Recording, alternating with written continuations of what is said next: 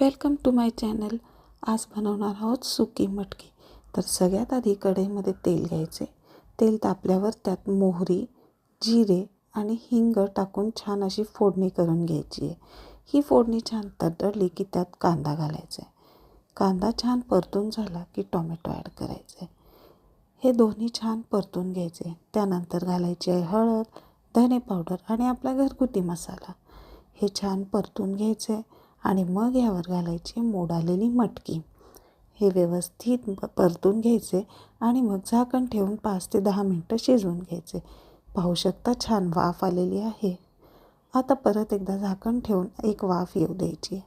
मस्त अशी वाफ आलेली आहे. आता यामध्ये घालायचं आहे मीठ आणि थोडासा गूळ.